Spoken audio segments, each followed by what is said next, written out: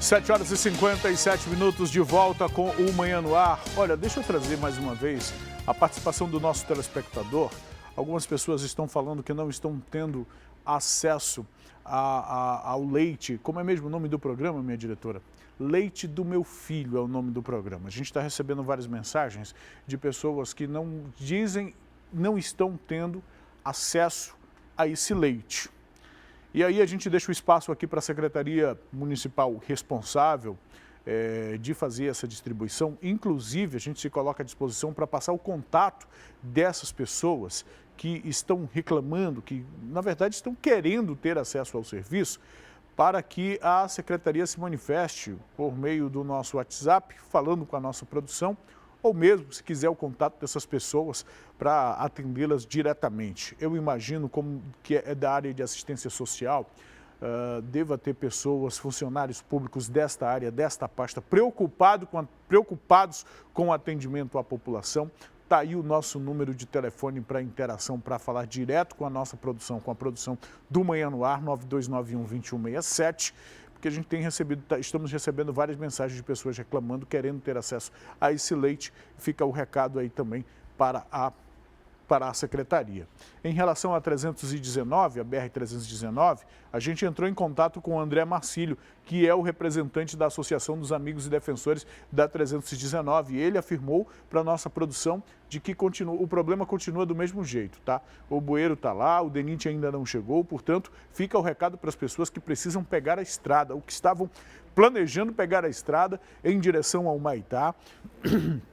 É importante levar em consideração o que está dizendo aqui o representante da Associação dos Amigos da BR. O local ainda está interditado, ainda está aguardando o serviço de manutenção de reforma do DENIT para poder haver trafegabilidade neste local. Eu fico imaginando, pessoal, a fila de carros, de caminhões nessa área da estrada, viu? Outro dia, tem alguns meses, um tio meu estava fazendo uma viagem aí, ficou 9 dias atolado e, portanto, desaparecido, incomunicável, ninguém sabia onde ele estava. A família deu até a notícia de desaparecimento dele, mas, na verdade, se descobriu que ele estava preso em um atoleiro na 319. Pode ser que, neste momento, por conta desse problema, haja pessoas também na mesma situação, portanto a gente divulga aqui. Qualquer novidade nós traremos também ao longo da nossa programação, viu? O fim de ano e o verão estão chegando, muita gente aproveita para viajar e para quem quer realizar uma viagem sem transtornos, viu? Deve ficar atento nas dicas do Procon Amazonas. Muita gente deseja viajar, curtir o fim de ano e o verão no litoral brasileiro, sem contar nas viagens internacionais. Mas para que o momento seja de diversão e sem dores de cabeça, é importante estar atento aos detalhes da viagem e embarcar num planejamento para não cair em armadilhas. O primeiro passo seja o planejamento. Planeje a sua viagem, procure, pesquise onde você vai adquirir sua passagem, se tem algum site com promoção. A confiabilidade desse site é muito importante para que você não adquire um site que, na verdade, não esteja entregando o serviço. Então, o planejamento é muito importante para que você não saia dessa viagem super endividado com algum problema. Para cada situação, existem direitos e deveres por parte do consumidor e também da companhia aérea. E tudo isso deve ser estudado e planejado antes de uma viagem. É importante que o consumidor saiba que o Procon está aqui. Se ele tiver algum problema em relação a atrasos de voo, se ele tiver algum problema em relação a cancelamento do voo, a negativa de atendimento da companhia aérea, porque existem regras da resolução, a resolução 400 da ANAC, ela coloca regras caso o consumidor tenha prejuízo em relação às companhias aéreas, aos voos, e o Procon está aqui, é justamente para isso, para atender o consumidor, dar uma resposta ao consumidor. Em 2018, Carol passou por um sufoco enquanto tentava viajar para um congresso de jornalismo em Vilhena, interior de Rondônia, mas durante a situação, ela sabia exatamente como agir, pois estava preparada caso houvesse algum imprevisto. Eu tinha um voo marcado para as 7 horas da noite, com destino para Rondônia, ia para um congresso. Só que o que aconteceu? O voo acabou sendo cancelado por mau tempo. A companhia aérea remanejou os passageiros que moravam em Manaus e quem não quisesse ficar nas suas casas acabou sendo direcionado para o hotel, que foi o meu caso. E aí eles falaram, olha, aguarde novas instruções. Só que eu tinha passagem marcada para o outro dia, tinha que fazer uma conexão para ir para o interior e eu não poderia esperar a resposta deles. Então, o que eu fiz? Quando deu mais 11 horas, que era mais ou menos a hora que o meu voo original ia, fui até o aeroporto, levei as minhas coisas e fui cobrar um posicionamento da companhia aérea. Então, eu, mais 4 passageiros, conseguimos ser embarcados em um voo extra que estava programado e eles não tinham avisado a gente, mas conseguimos realizar a viagem com sucesso. Centenas de pessoas embarcam e desembarcam todos os dias aqui no Aeroporto Internacional de Manaus, Eduardo Gomes. Muitas delas já passaram por transtornos não só com as bagagens, mas também com atrasos de voo. Aqui em Manaus não, mas lá no Rio já. Passei 7 horas de atraso. Então, você já passou por algum transtorno de viagem? Já. Qual? Perderam minhas malas, mas não foi aqui no Brasil, foi na Europa. Tem que estar preparado para lidar com esse tipo de situação, viu? Preparado mesmo, é importante seguir essas dicas do PROCON. E o Amazonas foi o estado da região norte que mais criou postos de trabalho do turismo este ano. Os cruzeiros, por exemplo, contribuíram bastante para esse incremento na economia local. E a projeção para 2020 é de mais crescimento. Para a Rebeca, nada melhor que viajar em um cruzeiro no período de férias. Já é a terceira vez que ela vem visitar a capital amazonense. É um prazer estar com vocês, ver esse folclore maravilhoso, esse povo maravilhoso. Alguns integrantes da família de Andréia moraram em Manaus. Após ouvir tantas histórias, ela decidiu conhecer as belezas da cidade. Quero resgatar essa história. Eu já escrevi muito sobre isso, porque eu resgatei com algumas tias índias, alguns primos índios que desciam daqui lá para São Paulo, Rio de Janeiro. O Amazonas foi o estado da região norte que mais criou postos de trabalho no turismo até o mês de outubro. As atividades de hospedagem e de alimentação concentraram mais de 1,9 milhão de empregados, em seguida de transporte de passageiros, com 833,2 mil, aproximadamente 28,1% do total. Já as atividades de cultura, lazer e agentes de viagens representaram juntas 5,7%. É uma cadeia enorme que às vezes a gente está vendo isso aqui e não imagina o que está por trás, né? Então a gente está falando de mais ou menos 50 pessoas empregadas diretamente e mais umas 50 indiretas, né?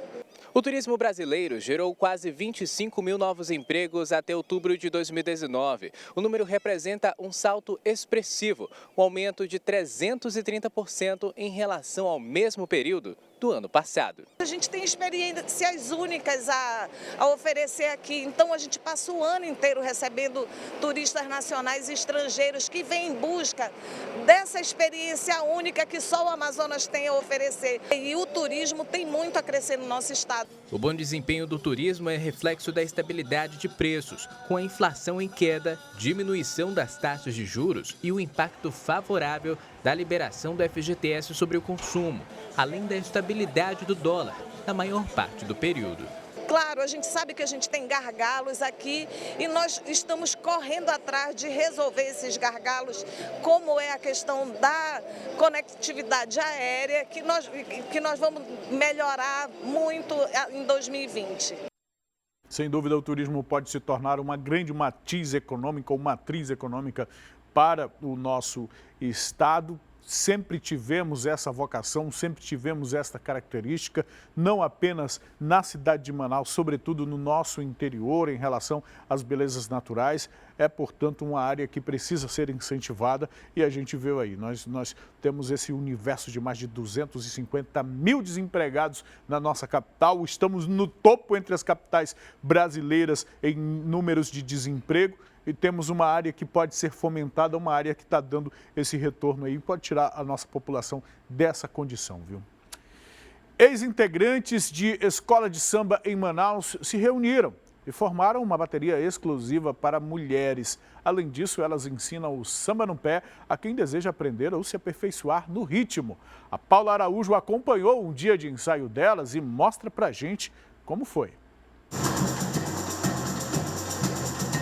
Carnaval 2020 chegando e muita gente ainda não sabe sambar. Por isso, essas meninas se reuniram para ensinar a mulherada que, assim como eu, não leva muito jeito na dança. A ideia do nosso projeto Salto Agulha é colocar as meninas que não sabem sambar, as mulheres que têm vontade em aprender a sambar, que precisam fazer uma atividade física e aí querem optar pela dança. Então a gente optou por fazer esse projeto para ensinar essas moças. A gente reúne várias mulheres para a gente dar dicas, toques e ensinar mesmo o samba, que é uma identidade brasileira, né? As aulas acontecem 3 vezes na semana.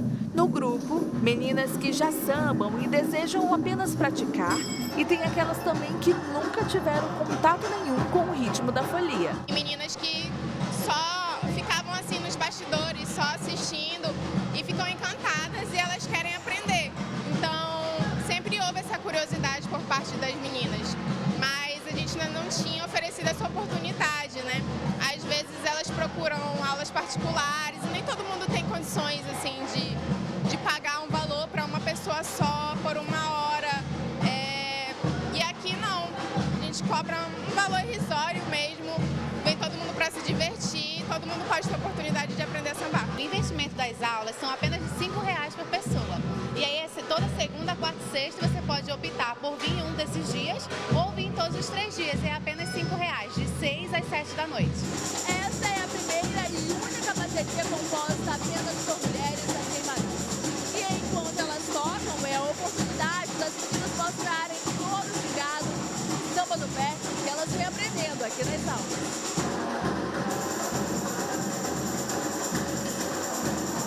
Érica é a idealizadora do projeto. Ela foi madrinha de bateria da Reino Unido durante 8 anos. Eu sempre fui muito a favor do empoderamento feminino e eu notei que aí em Manaus não tinha uma bateria feminina composta toda por mulheres. E eu amo o carnaval, amo o samba, então por que não unir o útil ao agradável? Chamei minhas amigas que já são ritmistas em algumas baterias das escolas de samba aqui de Manaus e a gente idealizou o projeto. As meninas dando aula de samba, eu invento essas ideias malucas, mas que no final dá tudo certo e as mulheres no samba, tudo a ver, é o poder. Essas mulheres provam que além de muito samba no pé e ritmo nas mãos, estão também mudando conceitos e reinventando formas de curtir o carnaval. A gente acaba por pensar que samba, pagode é uma característica do homem, né? Mas a gente está trazendo esse diferencial. A gente também está idealizando um encontro das rainhas. É todo sábado aqui no Olímpico Clube. É uma feijoada. A gente vai fazer em confraternização com todas as mulheres para que a gente possa bater papo, para que a gente possa pagodear, sambar.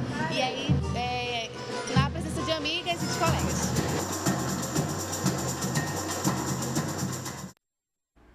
Porque elas não viram o Rogério dançando aqui, o Rogério e o Michel, né? Eles iam dar aula lá, com toda certeza. Agora a gente fala de esporte, viu? Vamos conhecer a história do amazonense Brandon Christian, que em apenas 4 anos de paratletismo já conquistou inúmeros títulos no Brasil e no exterior. Agora, ele está se preparando para conseguir uma vaga nas Paralimpíadas de Tóquio 2020.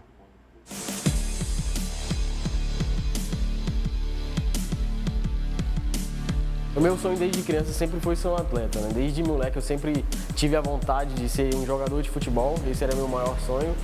E aí eu praticava esporte, praticava modalidades como qualquer uma outra criança. Mas o sonho de Brandon quase foi interrompido quando ele descobriu que tinha uma doença rara. Com o tempo eu comecei a ter dificuldades na minha visão, né? Então, por exemplo, quando eu era jogador de futebol, eu ia fazer um passe e aí eu já não via mais o meu adversário ou o meu próprio colega, eu só via o vulto deles. Então eu comecei a ter muita dificuldade ali, comecei a perder muito espaço no clube. Também por esse motivo eu passei por outras modalidades, até um dia me encontrar no atletismo, que foi através dessa modalidade, desse esporte, que tudo começou a mudar na minha vida. Quando eu descobri a doença, foi um baque muito grande pra gente. Pra mim eu fiquei como uma estátua ali quando eu descobri qual que era o diagnóstico. Mas a minha mãe começou a desabar em choro, né? Mas felizmente esta não se trata de uma história triste.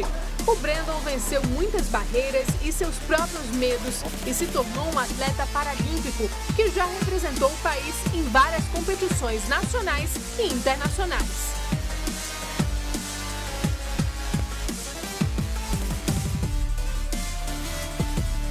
E não para por aí.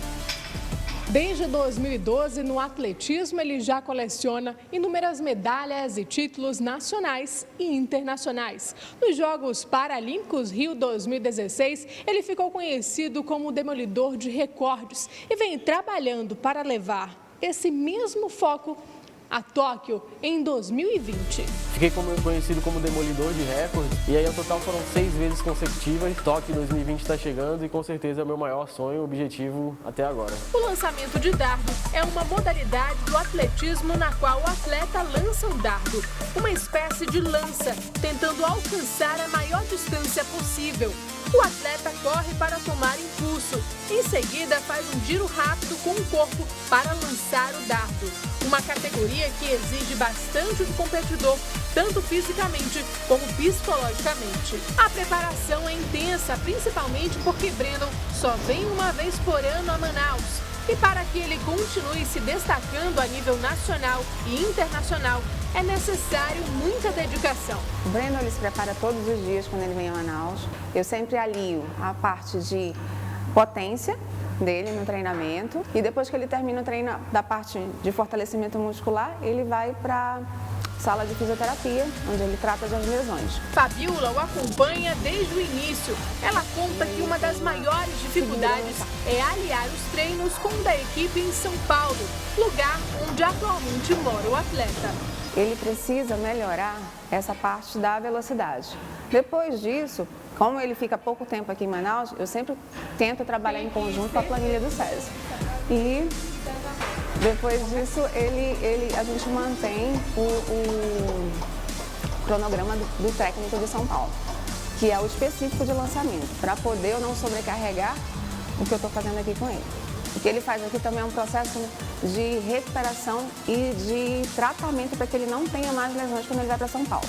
Mas essa rotina entre Manaus e São Paulo não desanima Brandon, que continua firme em busca de um propósito: garantir a vaga nas Paralimpíadas de 2020 em Tóquio. O atleta não tem férias, né? Estou com esperanças muito boas, estou bem motivado, treinando firme, né? À medida que eu posso aqui, para que a gente possa conseguir esse objetivo, que é representar o Brasil nesses Jogos.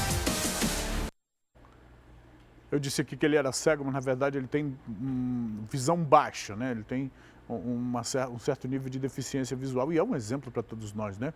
É um exemplo. Eu gosto do exemplo do esporte. O esporte, a pessoa precisa se esforçar, precisa buscar o objetivo e acaba utilizando esse mesmo procedimento para tudo que faz na vida, viu? Parabéns, que outros jovens amazonenses possam seguir este exemplo, viu?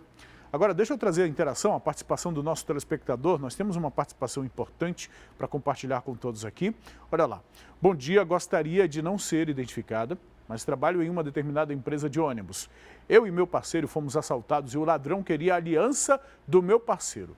Como não dava para tirar, ele ameaçou em cortar o dedo dele. E eu disse que eu tinha hidratante na bolsa e pedi para tirar. No dia seguinte, meu parceiro pediu as imagens e o encarregado de tráfego falou que não podia dar por conta da lei de direito de imagem. Agora me responda, que direito de imagem tem o bandido?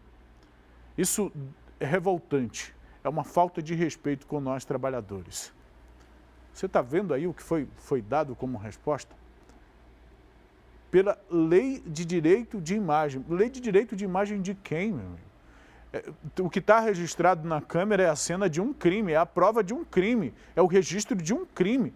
O motorista quase teve o dedo arrancado, quase teve o dedo cortado diante de um assalto. Nós estamos falando, a gente começou a edição de hoje falando do assalto lá do 450, mostramos a participação também de alguém que estava no ônibus, que foi vítima e que desabafou aqui, teve essa oportunidade. E agora, mais uma vez, a gente traz o relato de um outro colaborador de uma empresa, o trabalhador de uma empresa, alguém que contribui para que a empresa continue enricando, trabalhando lá no sol. No sol não, no calor dentro desses ônibus. Você já experimentou ficar perto desse motor aí, onde o motorista fica o dia todo? correndo o risco por conta desses assaltos, e aí o colaborador desta empresa se dirige ao setor responsável e pede as imagens para tentar encaminhar junto à polícia, para tentar identificar. E a resposta que recebe, não, a gente não vai ceder por conta do direito de... Pelo amor de Deus, faça-me um favor. Cadê o respeito pelo colaborador? Cadê o respeito pelo cidadão? Cadê o respeito pelos colegas de trabalho? Que política é essa? Que política empresarial é essa que não valoriza o colaborador? Agora imagina se para o colaborador, se para alguém que faz parte da empresa o tratamento é esse, tu imagina para a população? Não estão nem aí para a população, não querem saber da população, porque se as empresas do transporte coletivo, se o Sinetran tivesse compromisso com a população, tivesse preocupado com a população, estava divulgando as imagens desses criminosos.